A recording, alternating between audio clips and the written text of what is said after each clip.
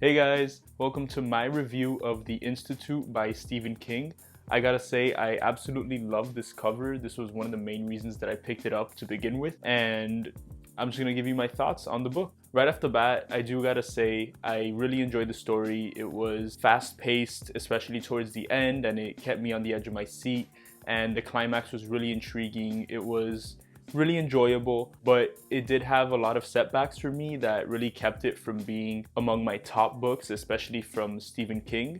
This is by no means a bad book or a bad story, but this really isn't King's best outing for me. That might be a matter of taste, but I just think that this novel had some weaker points to it that I will talk about now. This is about a genius child who has some telekinetic powers and basically is abducted and taken to this place called the Institute. This really reminded me a lot of the premise of like Maze Runner or some other YA novels where children are taken into an institution. They basically have no idea what's going on and there are tests run on them. They're being experimented on and they basically try to find a way to escape. So when I started reading this, I really felt like I was reading a YA novel, and I'm typically not a huge fan of YA, and so I was really thrown off by this at first, but the YA tone did wane off a little bit towards the middle and especially towards the end. I really think it was just that initial reaction to picking up the book and reading the first couple of chapters and seeing that it was about a younger child. I think he's probably around like 12 years old in this, and just following a younger protagonist and seeing the things that he thinks and what he talks about. And so I really felt like I was reading YA in the beginning, but I did push through a little bit, and thankfully that went away because I personally am just not a huge fan of the YA genre. So the first thing is that it did take a while for me to really get into the story. I was mildly intrigued in the beginning, and had mild interest in the story, but it really wasn't until about 150 pages in that the story really began to pick up for me and that I really became attached to the characters and really invested in the story. Just that amount of time that it took for me to really get invested was a really big setback for me. I normally love how King takes his time with his stories. He normally takes around 100 to maybe 200 pages to really build up the characters and set the foundation for the story to get us really invested. And I feel like that's what he was trying to do with this one. But for whatever reason, I didn't feel that attached to the main character or really any of the side characters until well into it. Another big thing that really threw me off with this book, I really like well-developed characters, especially well-developed villains. And it seemed like the big bad guys in this book, the people working at the Institute, they were just evil for the sake of being evil. They weren't really given a reason for the things that they were doing. This reason came much later in the story, and it felt kind of rushed. It felt kind of like we were being told superficial motivations just for the sake of it because there had to be some motivation. For that reason, it really felt like the big bad characters in this story were one-dimensional and really had no motivation for being so cruel or so sadistic as they were. Like I said, they were given some reasoning, they were given a motivation, but for me that just came way too late. I was no longer invested in those characters. I no longer cared why they were doing the things they were doing when it came. And even when it did come, it felt kind of info dumpy and it felt a little bit just like, oh yeah, I gotta give you a reason why they're doing all this evil stuff. And so that part of it kind of just felt thrown together, which I would have really liked if a little more attention was paid to that part of the characters.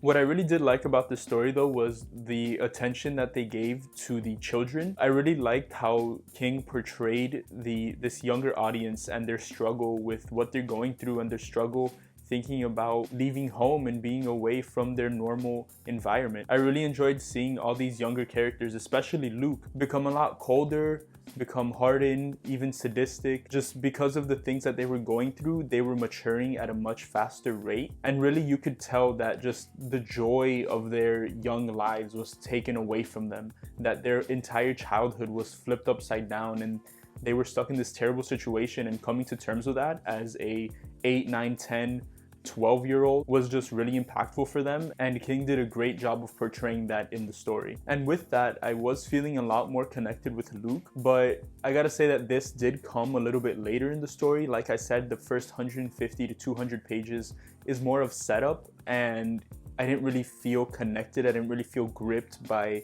the characters or even the story. And I really feel like that first big chunk of the book could have been condensed to get to the more interesting parts a little quicker, especially since I know that King does that a lot, where he really takes his time setting up the characters and the environment at first, but for some reason he just couldn't quite pull it off in this one, and so I would have really liked to see it condensed. Now, though I loved King's portrayal of the kids and their struggles, there was one little thing that didn't sit well with me, and that was Luke's negligence in dealing with loss. This is something that you see a lot more in adult characters, where adult characters may lose someone important in their lives. The way that they deal with it is by ignoring it or keeping themselves busy by doing something else, and that's really a more mature way to cope with loss. And for some reason this was applied to Luke as well, and that was the way that he did things, and he didn't really talk about his loss that much. But I don't really feel like that fit the character, because as a 12-year-old they don't have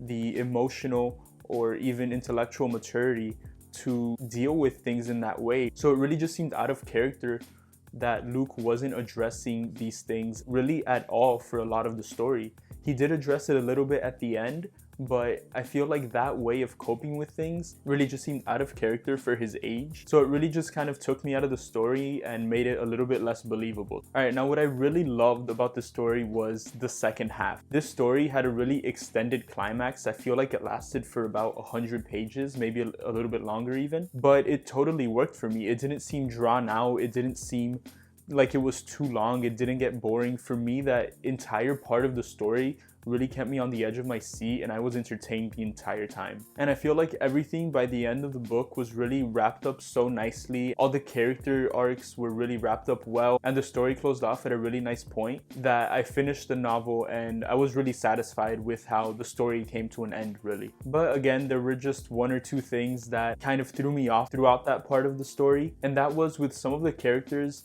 They were trying to guess at what some other character would do. I'm trying to keep this spoiler free. And they would keep guessing everything correctly, and they would come to some conclusions that I just think were a little bit out there. It kind of felt like they needed to get to those conclusions, so the author made it so that they did. But I don't think that it was really reasonable for them to do so.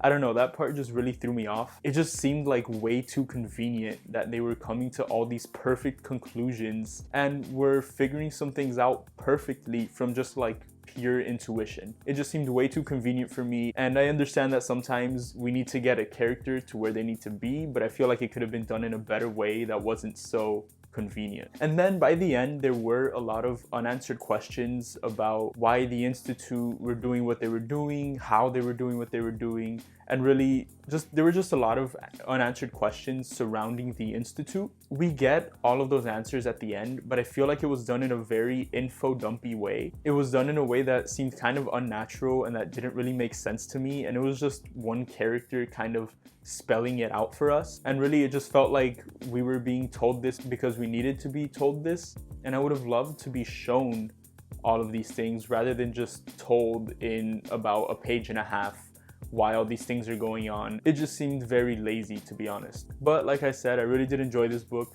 The story was really gripping, especially from around the 200-page mark. The characters I really came to enjoy reading about. I really came to connect with them on some level, and I was on the edge of my seat for a lot of this book, so I would definitely recommend it. But again, although this isn't terrible, it's not bad by any means, I would just say that this is a middle-of-the-pack story.